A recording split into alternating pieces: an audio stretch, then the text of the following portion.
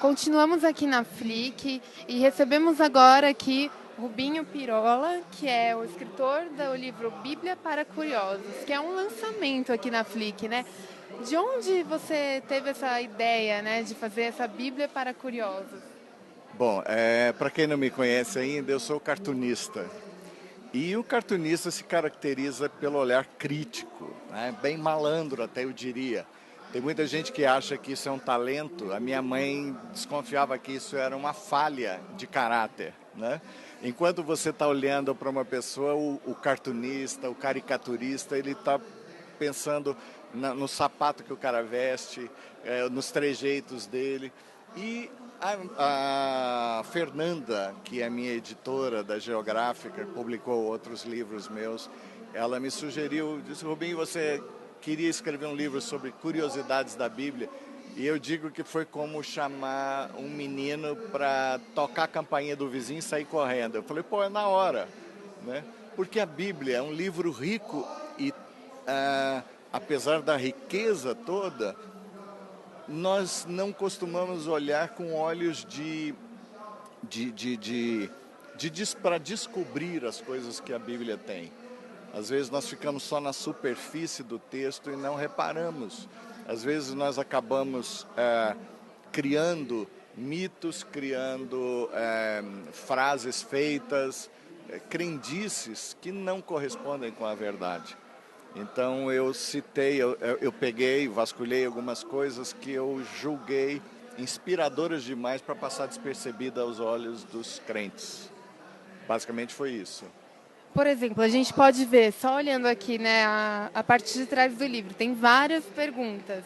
Um exemplo, tem ETs no Antigo Testamento? Você pode responder aqui pra gente? Na realidade, não, mas muita gente crê que a visão de Ezequiel, de muitas rodas girando e teria a ver com ETs, mas havia uma lição ali por trás disso. Mas há outros fatos, por exemplo, nunca havia chovido na terra antes do dilúvio, nunca havia chovido. A outra coisa, por exemplo, Jesus gostava de estar mais entre os pecadores do que com os religiosos. Não foi Dalila quem cortou o cabelo de Sansão, você sabia disso? Quantos animais de cada espécie Noé colocou na arca, por ordem de Deus? Você sabe me dizer? Não. Um casal? Não. Vocês vão ver depois, eu não vou dizer tudo porque aí ninguém adquire o livro. Novidade agora, né? Mas tem muita coisa interessante aí. Eu faço a pergunta que eu acho que todo mundo queria fazer. Será que Jesus, quando menino, foi levado da breca, deu dores de cabeça aos seus pais? E vocês vão ver que sim. A Bíblia diz que ele era muito respeitoso para com seus pais, mas ele deu dores de cabeça aos seus pais. Quando menino, não estou dizendo da cruz.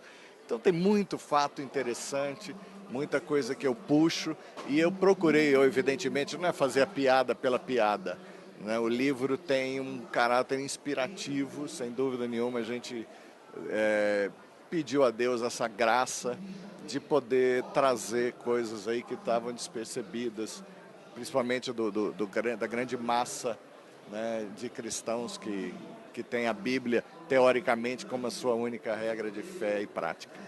Ele é um livro teológico, mas ele é bem ilustrativo, né? O livro inteiro. Eu digo que não é um livro teológico, embora bem fundamentado. Eu não usei fontes extra-bíblicas, eu tentei me ater mesmo às escrituras. E como eu disse a você, de tanto a gente lê, a gente não presta atenção em algumas coisas que estão ali, estão escritas, tão claras, né?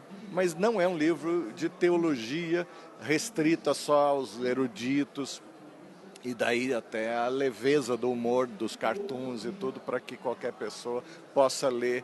E, sobretudo, as pessoas que não estão afeitas às escrituras. Eu acho que tem aí um caráter também de testemunho da fé. E qual é a sua grande expectativa em relação à distribuição desse livro? Bom, a distribuição, tecnicamente, eu espero que chegue. Eu costumo dizer que editar um livro ainda não é a grande questão. mas é você distribuir, fazer com que isso chegue até as pessoas. Mas a minha grande expectativa é que esse livro fale ao coração das pessoas que têm resistência contra a Bíblia.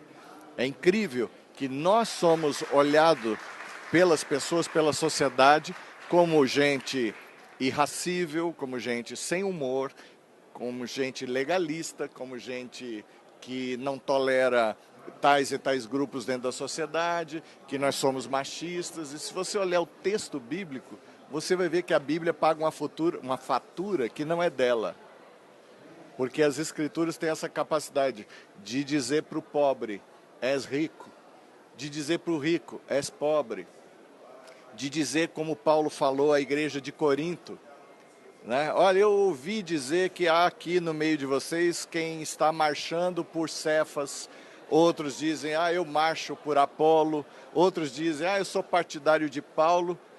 E aí Paulo diz o seguinte, e há ainda o absurdo de gente que diz que marcha para Jesus.